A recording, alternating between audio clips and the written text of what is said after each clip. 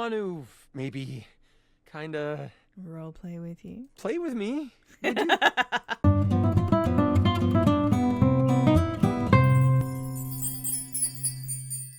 Hi, this is Cass from Mozzie Cass Plays, and welcome back to Date Everything. We're starting in the office because that's where I recorded my outro, and that's how this rolls. You know how I spent a little bit of time in the second day of the last part looking around for the D20 Chance, I think his name was? I realized when I was editing, Dorian was describing everyone in this room. So he described the junk drawer, and he described the stationery. So I'm thinking it's gonna have to be like a book or like a board game in here. Could it be this stuff here? This could also be a book, because we know there was Lyric, who was the books. It could also be mythical stories. Oh, here we go. D&D or D&D. Something Dreamers. So let's assume this is Chance. Why don't we give this a try? I think I'm onto a good bet here. The distinct scent of books, that slight hint of vanilla and mystery, fills your nose, and while it's not at all unwelcome, it is strange to smell it when you're not actually paging through any of your books. Maybe this is Lyric. Unless I clicked on the wrong bit. It only takes you a few moments to track down the source of the smell. What appears to be the spirit of literature hovers a few feet away from you, nose in a book. Are you reading like some Chuck Tingle When he or sees something? you, he nearly drops the book he's holding, rewarding you with a glare. This hairline here gives me the ick a little bit. Sorry, bud. Oh, for God's sake, you cannot sneak up on me like that when I'm reading. You have no way of knowing what world I've been in. I might mistake you for a zombie or an ill-mannered country gentleman, and, well, I might have to act accordingly, you see. I'm not a gentleman. How dare you? Ha ha! Well, neither am I. So I suppose we're already well met. He's a book talker, isn't he? My name is Lyric. Oh, he doesn't have legs. He's like a mermaid, but book. Wow, interesting. I chose the name myself, you know. I was originally written as Lionel. Can you imagine? No. I'm the embodiment of all literature, an indisputable master of the written word. I have read positively everything. I'm voracious with books, poetry, magazine articles, any genre, any length, any style. I love it all. I know you're curious about all that, so I figured I'd offer it right up front. I'm totally curious. What are you reading right now? What am I not reading right now is a shorter answer. This one right here is 20,000 Leagues Under the Sink, a riveting account of voyaging in a submersible to rescue a clean sponge from a dirty band of moldy criminals. Then we have Hat on a Hot Tin Roof, Angles in America, Archive of Our Home, A Gay Dumbbell Found My Car's Butt, and Now They're Both Pregnant, Chuck Pringle. Didn't I just say Chuck Tingle? Pounded in the butt by the abstract concept of self-improvement while my gym equipment watches Chuck Pringle. You're going to get me in trouble. This is the first 5 minutes of the video, my dude. This one, Angles in America, is a non-fiction history on the American phobia of rounded spaces. A bit dry, but it does make you see space and architecture in a new light. And this one I picked up on a whim, and I won't put down until they pry it out of my cold papier-mâché fingers. Pounded in the butt by the abstract concept of self-improvement while my gym equipment watches. So Chuck Tingle. This Chuck Pringle fellow, he really has a line on the object erotica market. Chuck Tingle does dinosaurs. Anyway, it's fine. Do you have a favorite? That's like asking if a potter has a favorite ball of clay. I couldn't possibly choose among my balls. Well, gosh. They all contribute to this chaotic and adorable additive sculpture. That is me. Do you have a favorite genre to write? Right. Do I have a favorite genre to write? Well, we have arrived at my tragic flaw much more quickly than I would have liked. Usually I get at least a few minutes of stimulating conversation out of a stranger before I'm forced to share my great shortcoming. I am a reader, but not a writer. Writers, thank you for being a reader. You don't need to be a writer. Sadly, I have never even written a paragraph. Not a single line of text. Not a word. Not a punctuation mark. Oh no. We've got to do something about that. We do? We? Do you mean that you would help me write? Write with me? We could co-author the first book of Lyric? First book of Lyric is a pretty cool title, honestly. Well, I never. This is most excellent. I wager you're about to become the first human in history to help a book write a book. All very exciting. I have some materials to gather. Pens, paper. We'll probably need quite a bit of extra paper to crumple dramatically on the floor when writer's block sets in. I mean, you could use a computer. Oh, how fun! I'm about to experience writer's block!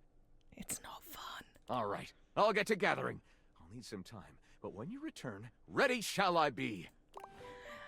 See, I thought I clicked the stories. I don't know. It wasn't the D&D. Anyway, it's fine. What I was going to say, for those of you who aren't aware, I have self-published a number of books. I've got like 6 books that I've self-published and some novellas as well. I've even written some smut. Anyway, I'm here looking for Chance.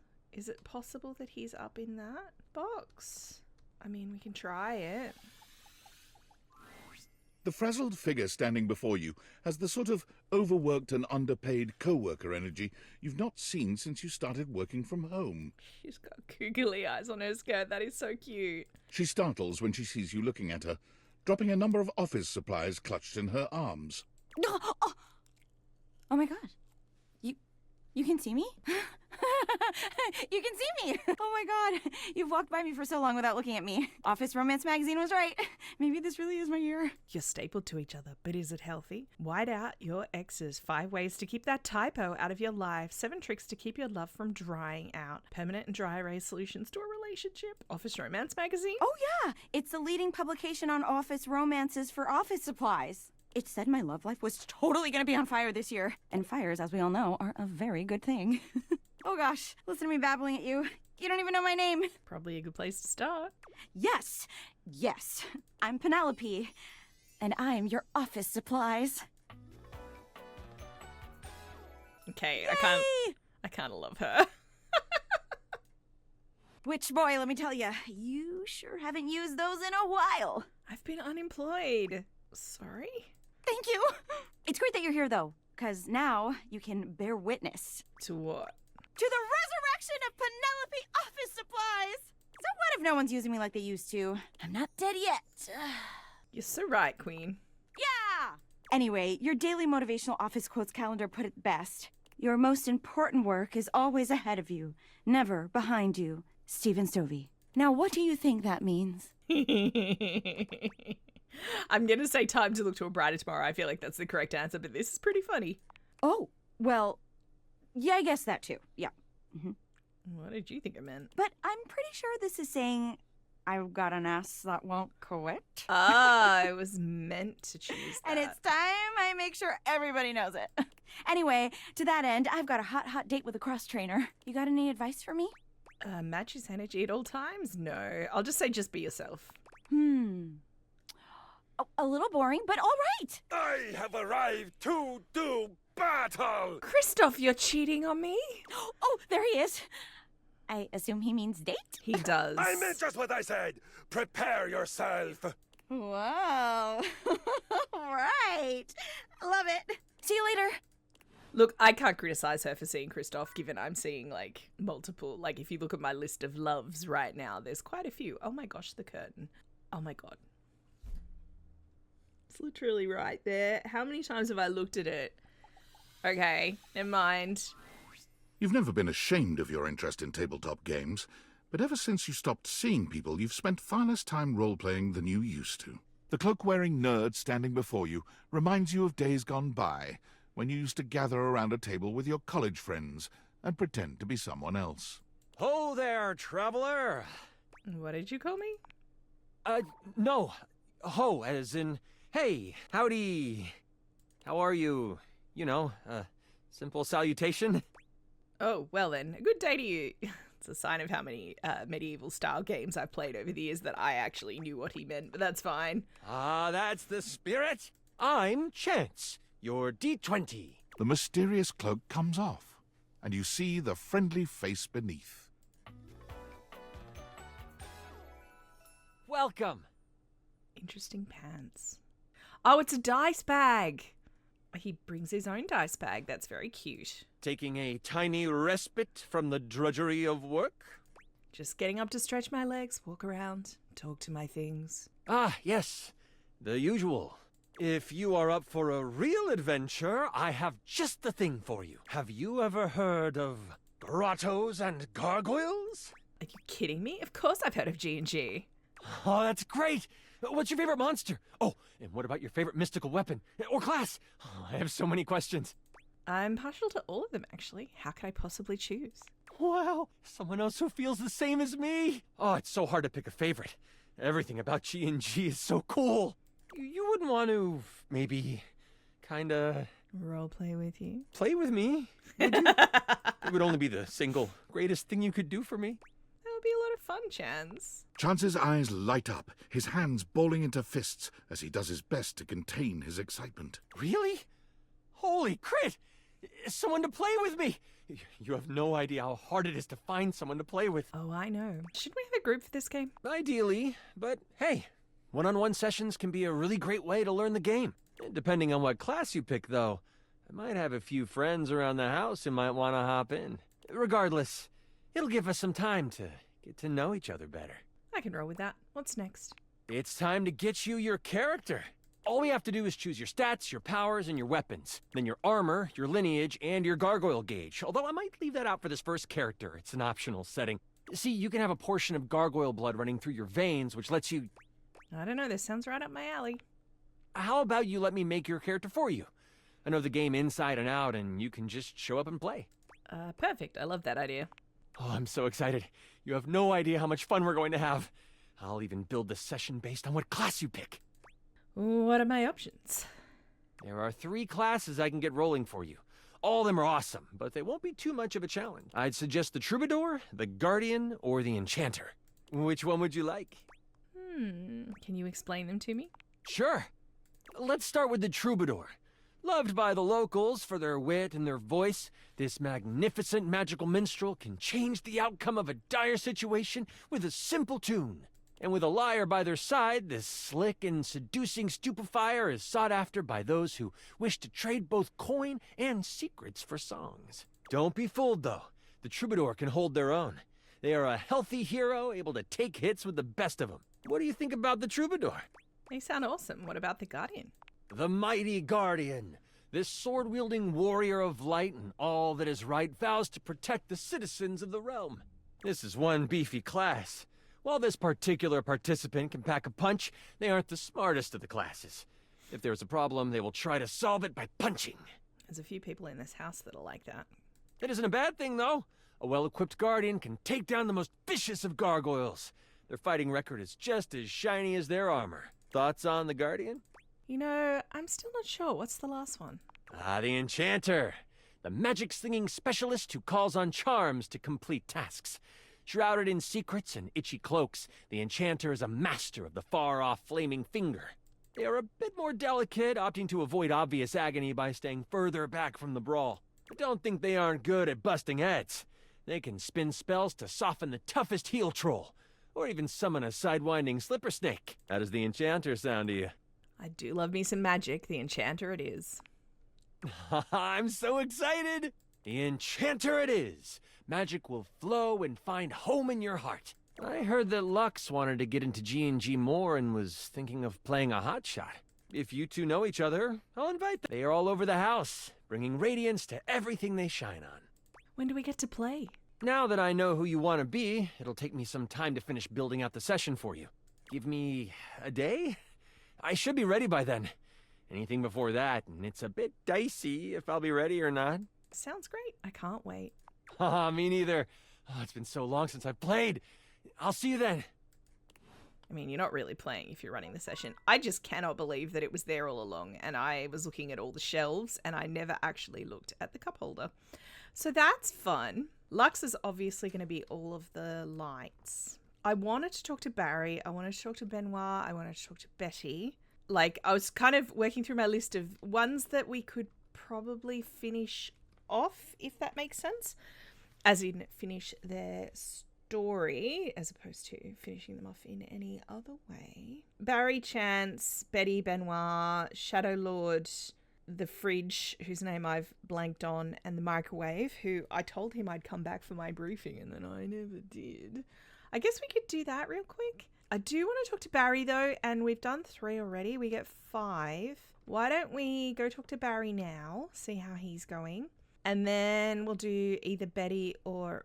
Wrong way. We'll do either Betty or Benoit for, like, bedtime. I feel like that seems appropriate. Hey, Boo! How you going? So, can I wipe off the old concealer, so to speak? I've got something that's been on my mind a lot since last time we talked. Sure, Barry. I've been wondering, why am I so fascinated with painting faces, styling hair, trying fresh aesthetics, you know? I can't be sure, but I think I've got an answer, and I think maybe you'd understand. If I'm, like, really, truly honest. Hey, can I make a guess before he speaks? Is it about obtaining some kind of control over the world when you feel like you're lacking control due to your lack of memory? That would be my first guess, not to psychoanalyze him at all. I don't think I like me very baby, much. that's even worse. Oh. I feel like I've always been, I don't know, too much. I can practically hear eyes glaze over when I talk sometimes. I know when I'm talking too much. I know I can get too into someone's face like the world's most enthusiastic pour unblocker. It doesn't stop me. I can feel myself dumping information when nobody asked me to, banging on and on about something that interests me, even if I sense I'm pouring the life out of whatever poor soul had to hear it. I mean, this is true, but I also really want to validate Barry. So I'm going to say, if it helps, I've not found you boring. Well, hon, that's honestly really nice to hear. But like, with me, I'm always on to some degree, you know? I feel like I've always got to be engaging, always got to be interesting. I've always got to have something to say, because if I don't, I'm just me, and I'm boring. It's funny, really. I talk and talk and talk until people are sick of me, because I'm afraid they'll be sick of me if I don't. I hear you. I put on a face as well, and people can tell when I'm trying too hard. For me, that's outgoing to a fault, who's overly confident, who's just so fabulous, darling. It's kind of like I'm wearing a mask of my own face.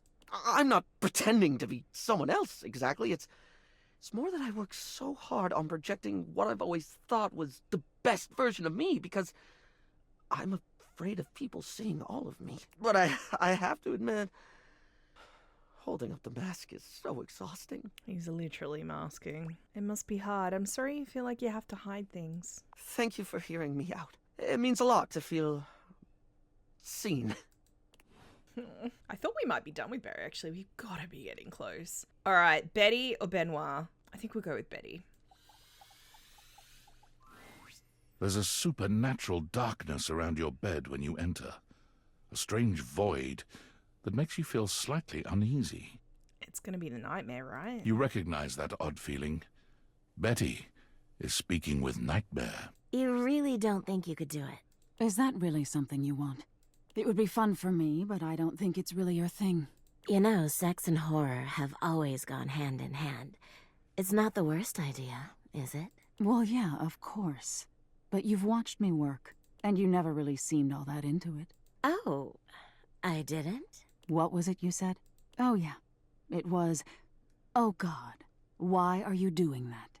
Is that really necessary? Now that's just excessive. I remember it differently. You weren't even watching. You were looking through the cracks of your fingers. Give it up, Betty. My work is not for you, and that's all right. Nightmare's gaze falls to you then, and you feel a shiver run down your spine. I'll see you later. Nightmare dissipates, but the air of dread that accompanies her takes a little while to clear. Betty sighs, her shoulders slumping. Oh, guess I should have seen that coming. Were you trying to have nightmares? Well, maybe. I just thought maybe if I had nightmares, I already sleep poorly. But maybe in a nightmare I could find some small moments of joy with my beloved. Okay, so she's not sleeping poorly because of nightmares then. Interesting. Nightmare doesn't usually take requests. But since we're such good friends, I figured maybe she'd give me a sexy nightmare. Is that even possible? Of course it is. For example, I'm being hunted by some unseen monster or being. My heart is racing. My knees are weak. I'm stumbling and tripping as I go. I fall, and I close my eyes knowing the end is coming. But I don't die. I turn to see my beloved standing over me, a bloody knife in their hand. I'm saved. And I thank my rescuer in the only way I know how. A toe-curling kiss. But then, I'm on my back again. And my beloved's hand wraps around my neck. I can't breathe. I can't cry out. I can't make a sound. We'll be together forever, they whisper, raising the knife high in the air. I wake in a cold sweat, alone and afraid. There. You see? See, I don't find murder sexy, so... Bits of it were okay. She's a good storyteller. I'll go with the middle one. Oh, wait, I do kind of get it. Right? That's a pretty tame example. But there's all sorts of possibilities. Nightmare really seems to think I shouldn't be bothering with all this dream stuff.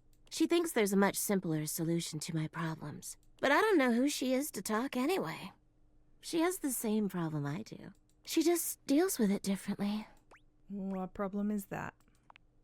It's not my place to say. I've already said too much. Please, let's forget I said any of that. We can do that, but I would like to talk about you. You would? You're too sweet, you know. It's funny, I was just thinking of you. It seems like that happens a lot, honestly. I think of you, and here you are. It's a shame I can't seem to manage that at night. I literally sleep on you every night. I'm all too aware. But you know what I mean, don't you? You're the one I've hoped to see in my dreams. My beloved. The one who tortures me with your proximity. I mean, it's pretty obvious. I'm shocked. Wow. Stunned. Never saw it coming. You don't have to do that. I get it. I'm not exactly the most subtle piece of furniture. For years, it's been just you and I here. And I've had to watch you sleep with that angelic look on your face. When I was at the warehouse, I never had this problem. But the day I was delivered to you, you laid down. And I knew right away I was in trouble. I never slept so well before you. You don't know what it means to me to hear that from you. It's what I was made for, you know? I've had my share of partners over the years. I'm a free bed, you know. But I'm at my best when I'm in love. And since the day I became yours, I haven't had a good night's sleep. I know it's a lot to lay at your feet. Especially knowing we have to sleep together night after night. But I don't know if I can keep this to myself any longer. I know it's a lot to digest, so please, take some time to think about it. I'll give you some space to sleep tonight, and we can talk tomorrow. All right? I already have my answer. Please, just give yourself the night. Even if you think you know what you'll say. And sleep well tonight. Okay, I will. Oh, I have unread Discord messages. Workspace. Oh, this guy. Valdivianites! Salutations, and a good greeting from your CEO, David Most. Wow, the other night was quite a lively celebration, wasn't it? Honestly, I don't remember much. Which means Sandy in corporate events planning did her usual bang-up job. Inspirational work, Sandy. Way to earn that 3% cost of living bonus. Keep it up and undoubtedly you'll be CEO one day. Unfortunately, sometime during the festivities, my sunglasses seem to have been misplaced. By who, exactly, is impossible to know for sure. We've combed every inch of the hotel, and they did not end up in the lost and found. So it seems likely that someone mistakenly took them home. Honestly, they're worthless. They were given to me by someone special, and they do have some amount of sentimental value. So if you have any information related to their whereabouts, please email me ASAP. Oh, and if someone from the press happens to reach out, they were definitely just normal sunglasses and not a highly classified prototype we're secretly developing in conjunction with the federal government.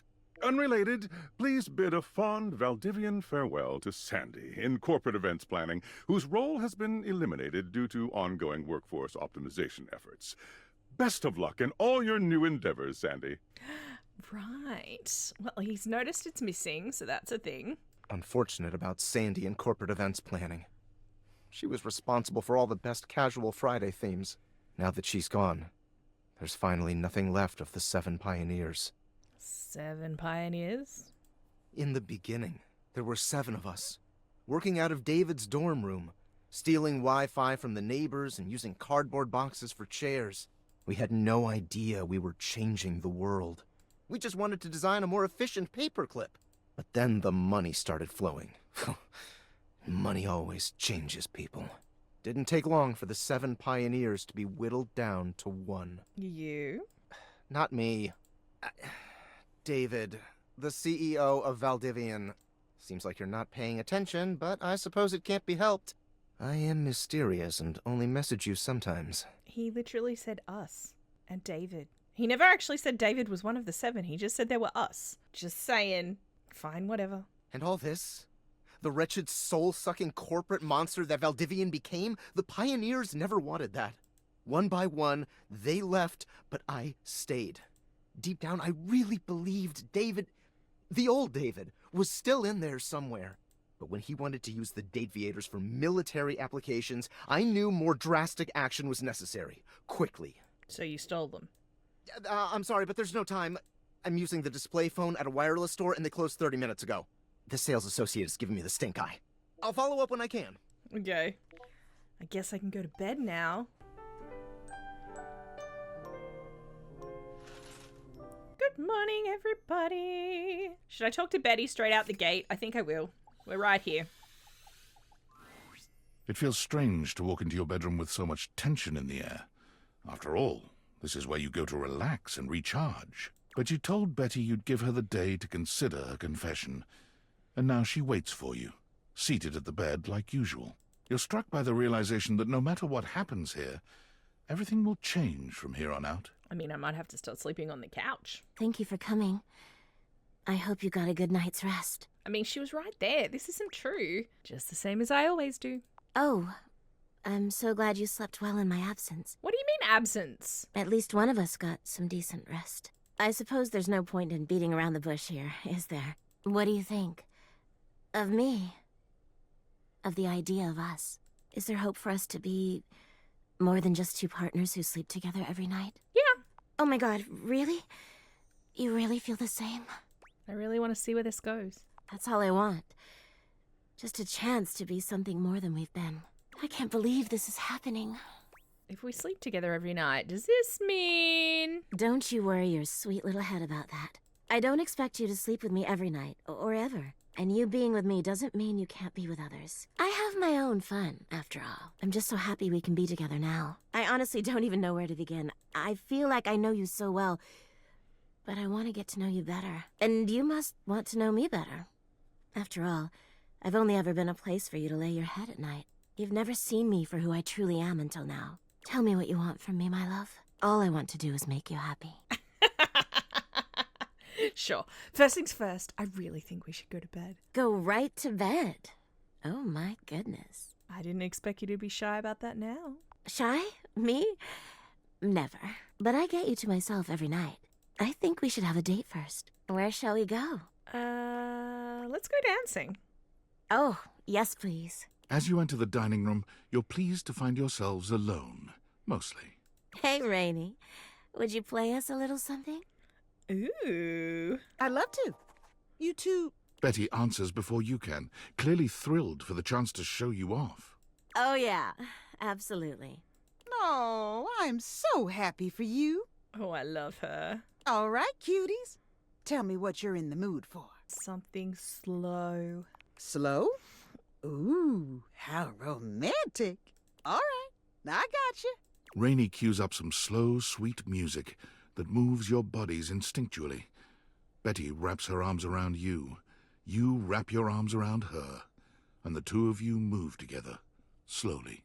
Betty looks into your eyes until she can't seem to any longer, laying her head on your shoulder with a sweet flush on her cheeks. How many songs go by with the two of you this close together? It's hard to say. The truth is, when Betty is this close to you, you can't think of anything but her. As Rainey begins to yawn and the music starts to wind down, you know you'll have to move on sooner or later. Thanks, Rainey. That was just lovely. It was my pleasure. I'm gonna turn in. But you two have fun. That was so nice. I've never been on a date like this before. It'll be the first of many. You don't know how happy I am to hear that from you. Thanks again for tonight. Tonight? I mean, obviously I was meant to do that later in the day. It's This fine. was truly magical. You and Betty walk back up to your room, hand in hand, the air between you thick with a welcome sort of tension. You get the feeling that Betty may not be ready for the night to end just yet. She looks at you expectantly, if sweetly. I am concerned again about YouTube. We'll try it. I can always cut it out of the video. You've slept on Betty for years, but never truly slept with her. Tonight is a night of firsts. After tonight, you'll never look at your bed the same way. Your room becomes a tangle of sheets, of bodies twisted into new and exciting positions. When you finally do go to bed, you sleep better than you can ever recall. Betty's soft warmth surrounding you, even in your dreams. This truly feels like the start of something beautiful.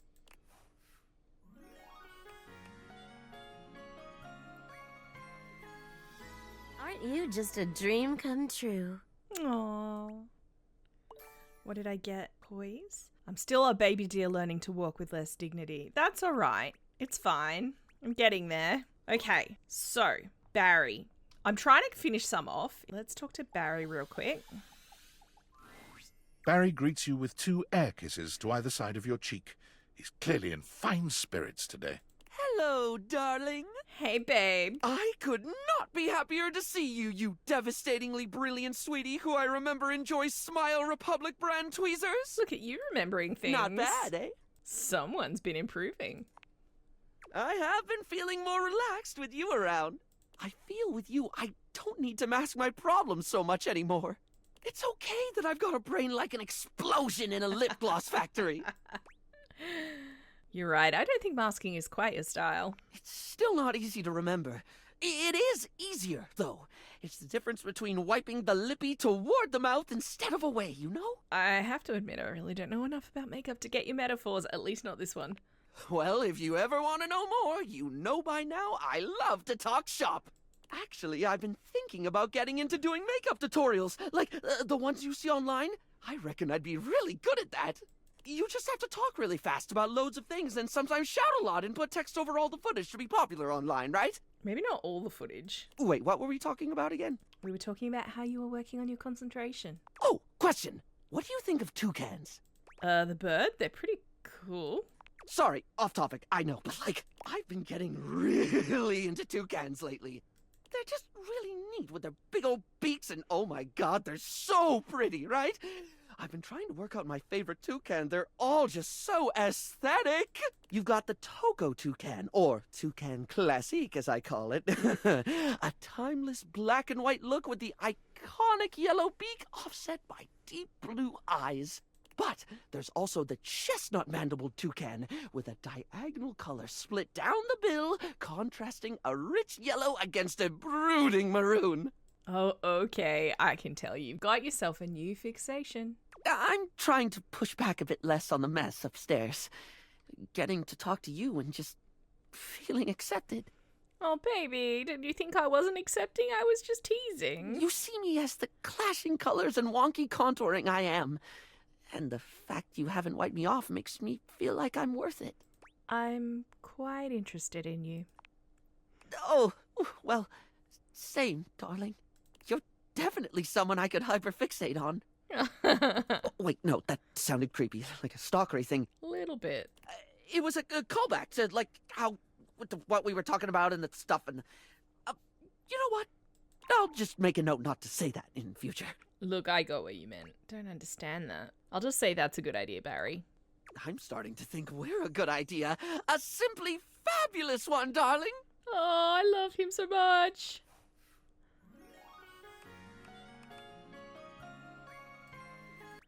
Look at me. Ooh, I cut him off before he could say his little line. I forgot. It's fine. What was that? Empathy? I've been caught red-handed showing feelings of an almost human nature. Oh my gosh. Okay, so Barry and Betty locked in. Who else was on my list? Oh, that's right. I need to talk to Lux. But I wanted to actually check the phone because was Chance saying I needed to be friends specifically with Lux, or do I just need to know Lux? It doesn't actually say. Come back in a day's time to give him an opportunity to prepare. He likes preparation payoffs. He dislikes railroads. That's fair. Chance wanted to see me again straight away, but obviously there's some room there. I think I need to talk to Lux. Can I can't click on that. Maybe Lux is all the lamps? For a moment, you wonder if your deviators are malfunctioning.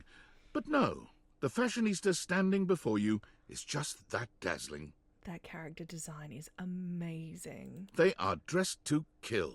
Abs on display and lighting all along their body, bathing them in a soft glow. A ring of light surrounds their perfectly coiffed blonde hair, giving them the appearance of an angel. And perfect lighting no matter which way they turn. But it doesn't take you long to discover the angel comparisons end at their appearance. Hey, betches. It's me again, Lux. Yes! Oh, I love them. Hey! Wow. Seriously? Keep it down, okay? Can you not see that I am alive? Sorry, I didn't notice.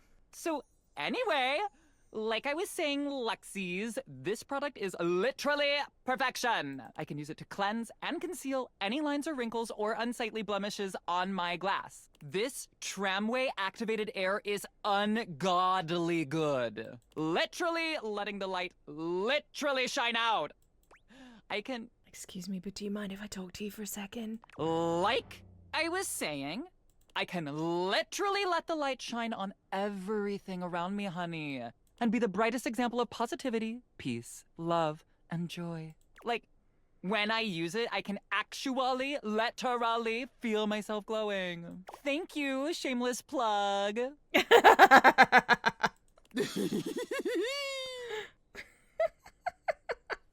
Okay, that's enough. Plug GTFO. Okay, betches and bros. Stay golden, stay glowing, stay light and bright, and I'll see you next time. You done yet? Oh, are you still here? Why are you being so mean? Honesty is part of my brand. Unlike most, I call it like I see it.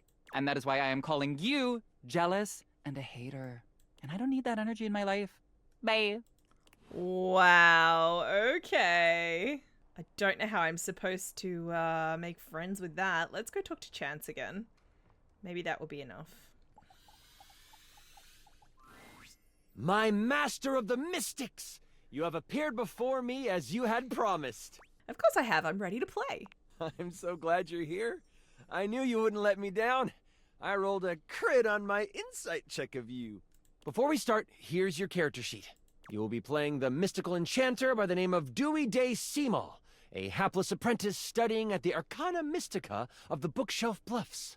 Looking at your character sheet, you will notice that you only have 40 health. Don't worry, it won't be that bad. Lux will be a hotshot, using bows and arrows to strike fear into foes from afar. You two will be a great long-distance duo. What? Sorry, I wasn't listening. You'll be a hotshot? I just heard hot. Right, a hotshot. You shoot arrows. Like Cupid. OMG cute. Okay, I'm totally in. I'll wear a cute little diaper costume. You don't need to wear a costume. Too late, I'm already changing. Right, okay, that's fine. Finish explaining everything. I gotta edit this clip. Okay, back to the enchanter sheet then. You will see there are spell notches and schools of magic. No need to worry about that really, I made it more for me. Since this is your first time, I'll walk you through what you can do when the time comes. Are you ready to start? Hang on, I haven't finished posting. Okay. Yeah, and then cut. Lux? Do you like this filter or this one? We're going to start. Okay, I think it's time for my first enemy. I'm not sure if Lux is going to be good for this. We start our adventure in the study of your mentor, High Enchanter Melville. She is an annoyingly proficient enchanter, and you are lucky to study under her. That is so cute. Only Enchanter Melville is also a hoarder. If you ever needed a magical trinket or a mystical doodad, Melville most likely has it. And after 2 years in their care, you are still relegated to dusting these relics while Melville gives lectures to the spine of enchanters. Except for me, I'm famous. Sure. OMG, I love this game already. Continue. What is the Spine of Enchanters? The Spine is a group of enchanters that govern the magical world. Melville is one of the foremost researchers and often presents new discoveries to the Spine. You have been doing some magical research on the side, but you have needed some equipment that Melville has to actually get it done. With Melville in conclave for at least another 3 hours with the Spine, you choose now as the time. You go over to your sack of possessing, an item Melville knows you shouldn't have but allows, and you pull out your latest experiment. You found a lamp. Only it doesn't seem to do much. At least, not yet. Kind of like Lux, am I right? You mean a magical lamp? You sure hope it is. I found the lamp because light and lamps and glowing. But yeah, I'll let you have it, so you're welcome. Anyway, you've tried rubbing it, but nothing works. But surely there is something here that will awaken whatever is inside. Looking around this cluttered study, your eyes fall on a few things that might help you. There is an arcane amplifier that you've seen used a few times. There is the Cosmos Collector that can call on the stars to make things work. And there is the Mystic Manipulator, used to alter the very fabric of an item's makeup. Which do you use? This is a job for the Mystic Manipulator. You figure that changing the very properties of the lamp could render the best results. You slide the lamp into the manipulator and slide the protective glass into place around it. It doesn't take long for the lamp to react to the device. First, it starts to glow. It takes on a warm copper look, but then it starts to shake. Slightly at first, but then, boom! An explosion of magic rips the device apart, and white smoke consumes you. Some of the glass catches in your skin, and you take 5 damage. I roll to avoid the damage. What does a 1 mean? Oh, honey, you're in trouble. That's a critical failure. Okay, well, I just asked because I didn't roll 1. What did you roll? The number that avoids damage to my freshly applied makeup. You wave your hands, clearing your vision, and that is where you see it. The lamp, on the ground, broken in half, and floating above it, with beautiful purple skin and muscles that just won't quit. A djinn. You've done it! You released the djinn inside of the lamp. Not in a temporary way, though. So, you the one who went off and set me free and all that? Hell yeah, I did. Give me my wishes. The djinn looks at you and cocks out a hip. This one has attitude. Ah, so we're going with rude instead of grateful then, huh? Got it. They then look down at the broken lamp. And the one who has the lamp gets the wishes. Except there is no lamp, is there? Can't you just be nice and give me the wishes anyway? I'm good. Thanks for the jailbreak. And with a whirl, the djinn flies out the window and towards the woods. You realize that this is bad. Oh my god, can I just say that this is, like, terrible writing? Like, whoever wrote this did, like, a terrible job. No offense. You do know I wrote this one shot, right? Wait, really? Oh, wow. Okay, yeah, and I was totally joking. Because it's so creative and original. Do you mind? Wow, relax. I am just trying to give you a compliment. Moving on. Oh, I hate her. I hate them so much. How bad is it? Djinns have been trapped in lamps to stop them from being mischievous and using their powers for evil. You have unleashed a great force into the bookshelf bluffs. All of the most powerful enchanters are in conclave for the rest of the day. And if High Enchanter Melville finds out you let a djinn loose, you might as well kiss your education goodbye. What do you do? Melville can't find out. Time to clean up my mess, then catch the djinn. Using a quick spell to sweep up all the glass and metal, you quickly tidy the study before rushing off to prepare to catch a djinn. In your dorm, your sack of possessing over your shoulder, you start to think about what you might need. But you don't have a ton of time. Your battle wand, of course. You also grab your Tome of Terrible Creatures. Flipping through it, you make sure you find the chapter on djinns. One paragraph stands out to you. It's about metal and the way djinn react to it. It's something to come back to. Oh, don't forget your ringing rock. Someone might call you. You know you can't hesitate for too much longer, so you decide to grab one more thing. Do you want the large red mystery potion? Or there is a box with runes sketched into it. It looks like your roommate's. But it also looks powerful. Maybe this will help? Which do you take? I'm going to take the potion because computer games have told me red potions are healing potions, and I'm damaged. OMG, that was such a dimmy move. Everyone knows potions are bad for you. You grab the potion from your shelf. You instantly remember it was the health potion you brewed last week in class.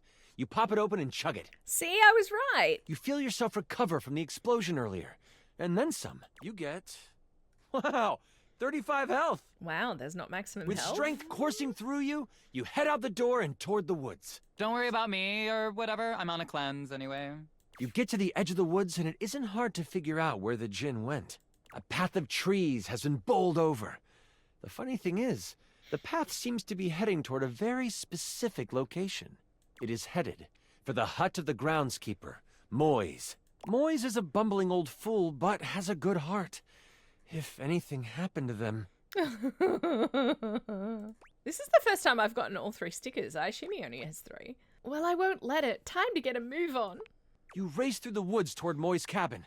Right on the edge of where Moi's cabin would be, you see Moise. They are tied to a tree, but they aren't resisting. A tiny gnome, Moise has always been kind to you. They snuck you herbs you needed for your experiments and may have helped you destroy evidence of a failed enchantment before. I set up a drop shipping store for the gnome, leveraging my brand. And because of my incredible popularity, I offer him a 98.2% distribution split. Anyways... I call it Zodiac Herbs for Astrological Abundance. And we make a ton of money. Moise, are you alright? Oh, I'm fine. You can leave me here. They said they would come back for me. They? Who's they? The tools are following the instruction of the djinn that came through here. Oh, I hope you didn't have anything to do with that. I practice the art of silence. Yes, Batch. Deny, deny, deny. All I know is that the tools need my shed so they can build a throne for the djinn. They might be able to lead you to the djinn. What do you want to do? If I'm stealthy, maybe I can follow them back. You decide to stealth your way out of this one. I mean, I'm not a rogue. As the tools begin to head off down a path, wood and various building materials in hand, you follow them from a distance. Every now and then, you have to stop because the trowel looks like it's looking for you. But you keep going, following them for a few minutes. Eventually, they stop. All right, time for our break. We've been working for an hour, so we're taking 10. The tools all put down what they are carrying and they begin to talk. You listen closely. So, Rick, you doing all right? This work has out of your general wheelhouse. Oh, thanks for asking, Spade. I'm hanging in there. Trowel can really push a person, though. Oh, I know. Try being their cousin. Crazy thing is, I should have stayed in the glade with the djinn. Did you see all those leaves? They were everywhere. And I'm the perfect tool for the job. But no. Lift this board, Rick. Put it there, Rick. The spade puts its tiny hand on the rake's arm. When we get to the glade, you want me to say something? No, thanks, though. The djinn seems like a fair guy. I'll talk to him, see what he can do. The trowel walks over to the rake and the spade. We're gonna head back to the shed after our break. Gotta pull some nails for hammer. You've heard all you need to, and you head toward the glade. That's it? We find out where to go by listening? Don't be surprised if you lose subs over this writing. What subs? What are you even talking about? As you make your way toward the glade, your magical senses start to tingle. You see a few pebbles floating in midair. They float up and down, glowing a soft blue. From your education, you know this to be a ley line. It is one of many that converge around the school. You think this is why the djinn went this way, to amass more power along the ley line. But there might be more to it than that. Still, time is of the essence. You could steam forward toward the djinn, or stop and do some quick research from your book. Knowledge is power. Bust open those pages. Books are like sexy boob covers. I use them when I want to look like a librarian. You take a moment to sit down and crack open the book you brought with you. Flipping to the back of the book to find a ley line in the index, you quickly find your page. It says that while they were great sources of power, they can also be a great source of healing. You find a ritual of rejuvenation and you partake. You have gained an additional 15 health. What do I get? Can I have some additional likes? I feel like my ritual of foot picks should give me something, right? Nothing else in the book really helps you, but at least you feel more prepared for what is to come. With your sack on your shoulder and your wand at the ready, you venture toward the glade. You travel for another 10 to 15 minutes. It is then you see it. A glade surrounded by trees and, in the middle of it, the djinn. He is feeding off of a ley line. Behind him is a half-constructed throne. As you contemplate what to do, you hear a magical tone. You search for where it is coming from. Oh, your ringing rock. Oh, I get it. The rock is like a phone. And after you're done with it, let me have it for a bit.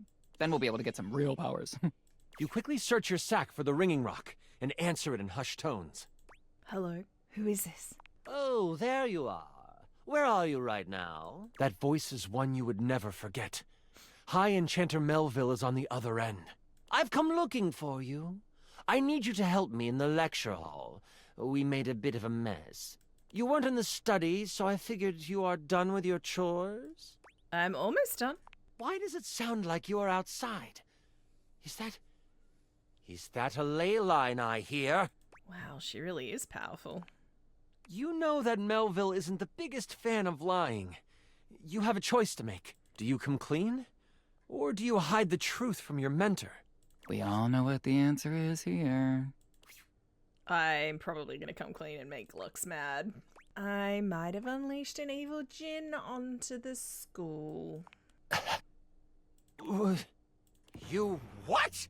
I just want to go on the record saying that I had nothing to do with those. The ringing rocket's so hot you can barely hold it. And let me guess, you're off trying to capture it on your own, aren't you? You hear her signature mumbles along with some choice words rolled in there. All right. Listen closely. You need to bind this stupid thing. If you do exactly as I say, you should be fine. Mess it up, and you will be blown to bits. Got it? You listen closely, taking every action to memory, and even repeating it back to Melville. First, circle the area with soil from where you stand. Then, begin an ice spell, only touch it to the ground. Lastly, recite the haiku of holding. You should know it from class. I'm on my way to you, but you must do this first. Hold tight. I'll be there soon. And don't expect to get off easy. The ringing rock disconnects. She hung up on you. None of that matters now. You have to complete exactly what she says. You start to follow the steps set out by Melville. The first thing you do is... I saw this trending. It's a circle of salt or something?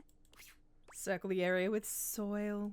You grab a pile of soil in your hand and, staying tucked in the trees, complete your circle. The next step was to start what kind of spell? Fire! It's Leo season, and that is a fire sign. An ice spell.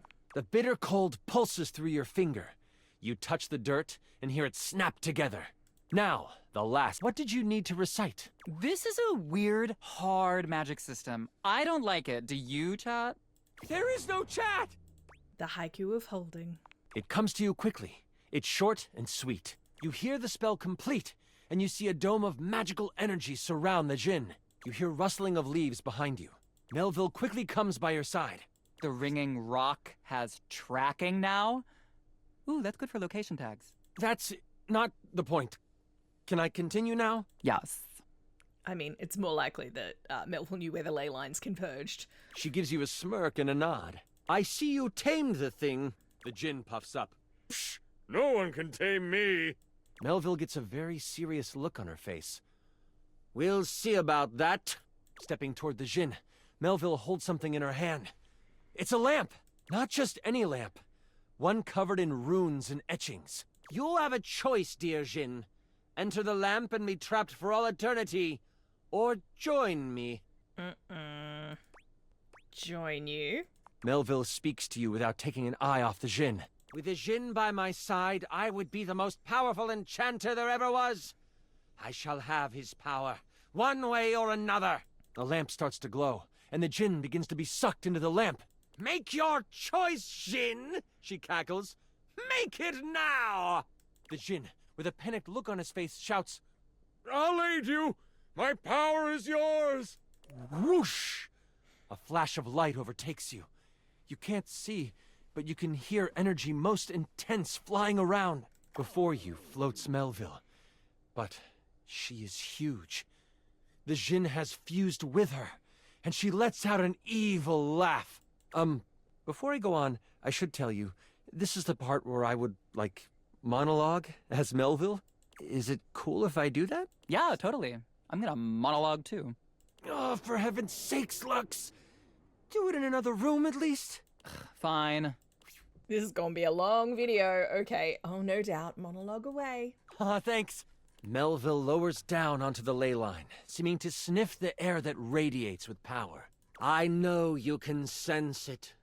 The power this place holds. These grounds hold a wealth of energy. Energy that could have us enchanters rule the entire world. Mold it into our image. Could you imagine if every place was as ideal as Bookshelf Bluff? A place where learning was the only goal? It would be glorious, wouldn't it? If only we could make that happen. Oops! We can! The thing is, We've always been able to. But the idiots of the spine want to make sure we use our magic for good. What good? The world is full of evil all around us. From the shoelace shores to Cantalopia, evil is everywhere. Not Cantalopia. But we can make it ideal. I can now make it ideal. What I will do will not be found in books. It will not be found in scrolls. The world will learn the peace we have found here, and I will force them to. There is only one problem to clean up first. Uh-oh. You know my plan, and you could stop me. I can't have that now, can I? Oh, what a pity. It seems I must finish you now. So apparently I shouldn't have let her monologue. Melville begins to float again. Sling your spells if you want. At least you will die knowing you tried to stop me. Melville flies at you, a spell spinning in the palm of her hand. Only she hasn't quite got used to her new body and powers. The spell goes wild and crashes into a tree. The tree bursts apart, giant splinters flying everywhere. One hits Melville directly in the arm. She rears back, a pained wince on her face as she pulls out the large piece of wood. This gives you time to react. You are panicked and aren't sure what to do. Where the hell is that lamp she brought? You sprint for the lamp Melville left on the ground. Upon touching it, you see it is covered in runes. A quick scan shows you they are runes of capturing. Put that down, Dewey. You don't know what you're doing with that. Melville is scared of this thing. What do? I start reading the runes out loud. You are instantly glad you paid attention in runes class. The words come flowing from your mouth like water, and with each word, Melville gets pulled closer and closer to the lamp. Stop!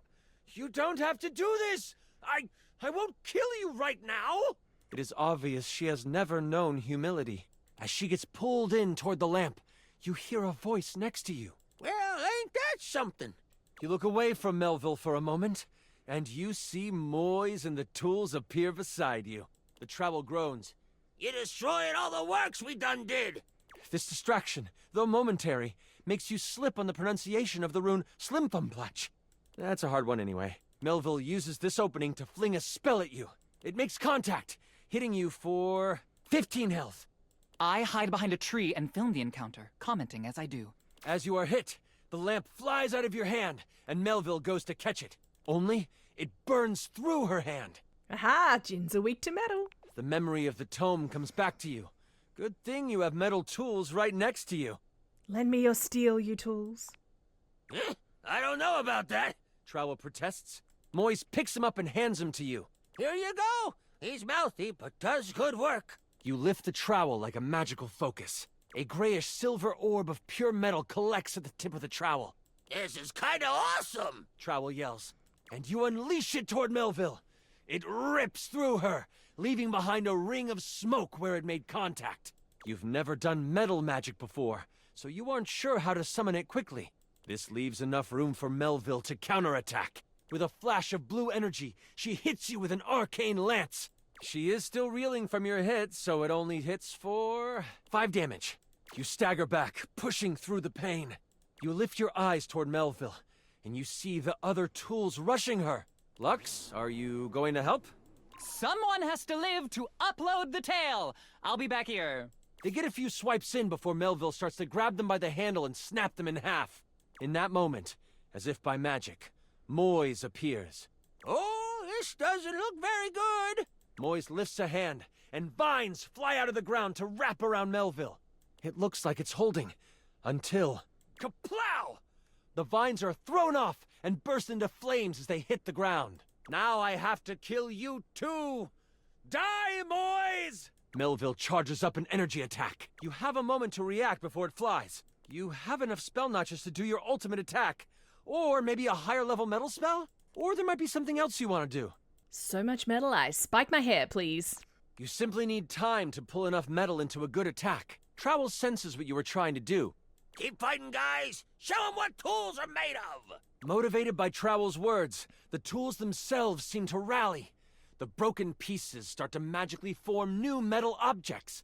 Like a movie where a rodent plays with magical cleaning supplies. There are now 2 of each tool. They are ready to fight. Don't tell Disney. Now would be a really good time to do something, Lux. You're right. Hey, chat. If you don't already follow me on all platforms, my info is in the show notes. And don't forget to check out my new podcast, Brighten Up with Lux, in which we discuss the most controversial topics out there. Back to the fight. Melville lets out an unamused laugh. That is, until the twin rake starts scratching at her. The spade starts slamming against her stomach. And over the tools begin their offensive push. This is the time you and Trowel need. You focus on the garden tool, pushing until you are mentally connected with it. You feel tiny hands wrap around yours. Moise hangs on by the handle, feet dangling because they are so short. But you feel them pushing magical energy into the attack as well. Oh, yeah. Oh, yeah! Let's go! Trowel is hype and shaking with power. You feel metal coming to the tip of the instrument. It's time.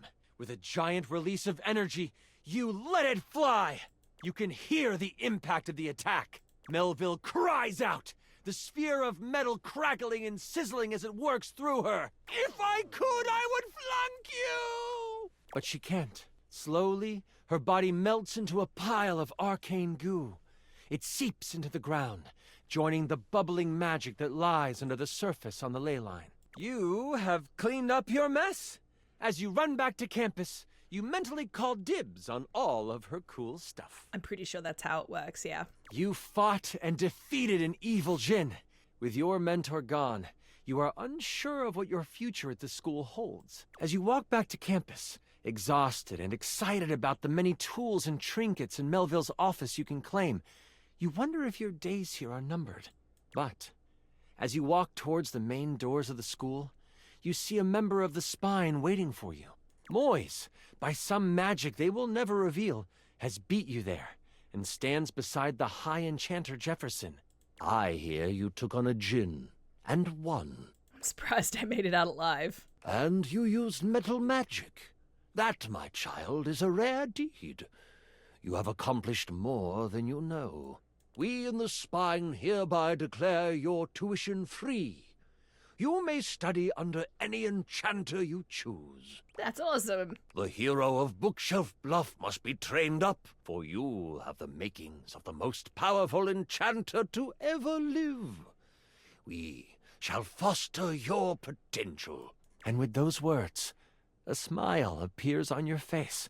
This is not the last time the hero of Bookshelf Bluff will be asked to sling a spell for the protection of the school. But that's another story. And I went on to be the most famous, sexy, popular, sexy, smart, popular lamp in Bookshelf Bluff. Right? Perfect, thank you. You were amazing! The way you just... Sorry. I'm just so excited with how much fun we just had. I'm floored by you. Listen, that was pretty much perfect for me. You are pretty much perfect to me. And if you are ever wanting to roleplay again, in any way, let me know. We could move from the character sheets to the, other sheets? Is it seriously one session with this guy?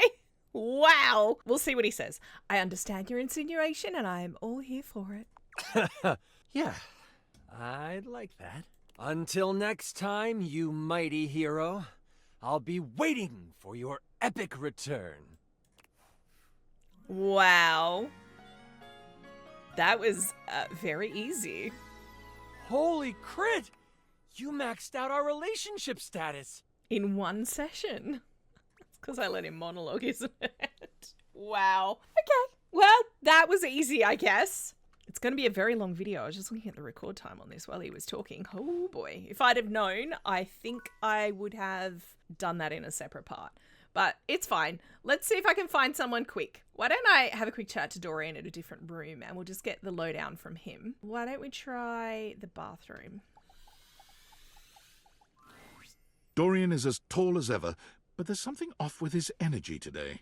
His eyes dart briefly from side to side, as though ensuring you're alone. Welcome to the lavatory. Let's keep things private here. Very, hush-hush. Dorian, are you embarrassed? Maybe a little. Let's move on. Try as I might to keep things quiet, nestled in this lovely little space in the house, we seem to have attracted our loudest members. Johnny. Who's here? We have a rapping Lou, a singing Shower, and a Sink screaming about his very existence. The neighbours have even filed noise complaints. They're not even about those three. It's about the bloody smoke alarm. I haven't talked to the toilet. Tell me about the loo. Jean-Loup Pissoir, or better known by his stage name, Little Crapper, is a highly talented, though repulsive, member of this little tribe. I don't like music very much. What can I do for you? I've heard enough about this particular room. You're lucky you can leave.